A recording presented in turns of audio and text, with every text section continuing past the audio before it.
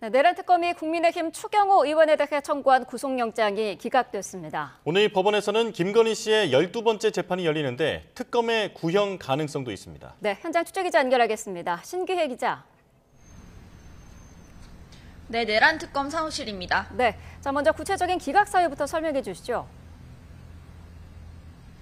네, 법원은 9시간에 걸친 영장심사 그리고 5시간 동안의 숙고 끝에 추경호 의원의 방어권 보장에 더 무게를 두는 결론을 내렸습니다. 구체적으로는 혐의의 다툼의 여지가 있어서 법정에서 충분한 공방을 거친 뒤 판단해야 할 거로 보이고 그러려면 추 의원이 불구속 상태에서 방어권을 행사하도록 해야 한다는 취지입니다. 추 의원은 구치소를 나오면서 법원의 공정한 판단에 감사드린다고 짧게 입장을 밝혔는데요. 직접 들어보시죠. 공정한 판단을 해주신 법원에 감사드립니다. 이제 정권에서는 정치 탄압, 야당 탄압 중단하고 민생을 지키고 미래를 키우는 일에 집중해 주시면 고맙겠습니다. 특검 입장에선 얼마 남지 않은 수사기간, 사실상 마지막이 될 수 있는 신병 확보 시도였는데 법원에서 제동을 걸면서 수사에 더 박차를 가하긴 어려운 상황이 됐습니다. 네, 그럼 앞으로 특검의 계획은 어떻게 됩니까? 네, 특검은 영장 기각 사실이 언론에 알려진 지 1시간여 만에 추 의원을 빠르게 재판에 넘기겠다는 방침을 밝혔습니다. 법원의 결정을 존중하지만 그렇다고 수긍할 수도 없다면서 법정에서 추 의원에 대한 합당한 처벌이 이뤄지도록 하겠다는 의지도 덧붙였습니다. 현재로선 보강 수사도 필요 없다고 보고 있는 만큼 영장 청구서 내용 등 이미 파악한 내용을 바탕으로 바로 기소에 나설 거로 보입니다. 특검이 추 의원을 재판에 넘기게 되면 사실상 남아있는 주요 피의자는 박성재 전 법무부 장관 1명뿐입니다.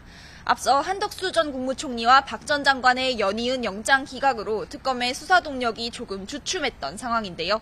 수사기간이 2주도 채 남지 않은 만큼 향후 특검은 박 전 장관 기소 등 남아있는 수사를 마무리하는 데에 전념할 거로 보입니다. 네, 오늘 법원에서는 김건희 씨 재판이 진행되죠. 네, 서울중앙지법은 오늘 오전 김건희 씨의 자본시장법 위반 등 혐의 공판을 열고 주가 조작 공범으로 지목된 이모 씨를 증인으로 불러 신문할 예정입니다. 이 씨는 한 달 넘게 도주 행각을 벌이다가 김건희 특검에 붙잡힌 인물이기도 한데요. 특검이 재판에 증거로 제출한 이 씨의 피의자 신문 조서를 김 씨 측이 동의하지 않으면서 증인으로 채택된 거로 보입니다. 앞서 재판부는 오늘 심리를 모두 마무리하고 구형 절차까지 진행하기로 했었는데 이 씨의 증인 신문이 예정되면서 결심 공판이 미뤄질 가능성을 배제할 수 없게 됐습니다. 오늘이 비상계엄 선포된 뒤로 1년째 되는 날인데 모든 사태의 정점인 윤석열 전 대통령 재판 상황은 어떻습니까?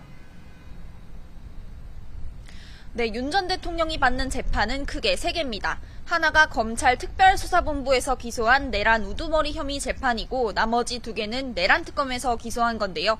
각각 체포방해 등 내란 의혹의 여죄들을 다루는 재판과 일반 이적 혐의 재판으로 나뉩니다. 이 가운데 절차 마무리가 어느 정도 예고된 재판은 내란 우두머리 혐의 재판입니다. 재판부가 내년 2월 말 전에는 선고하겠다고 밝혔고 또 그러기 위해 1월 중순까지 심리를 모두 끝내겠다고 한 상황입니다. 다만 다른 비상계엄 가담자들의 재판과 병합이 이뤄져야 해서 일정이 이보다 늦어질 가능성도 있습니다. 이런 가운데 체포방해 등 혐의 재판은 아직 한창 개별 혐의에 대한 심리가 진행 중이고 일반 이적 혐의 재판은 이제 막 시작하는 단계라 윤 전 대통령이 올해 안에 형사적으로 처분을 받는 모습은 보기 힘들 전망입니다. 지금까지 내란 특검 사무실에서 YTN 신기혜입니다.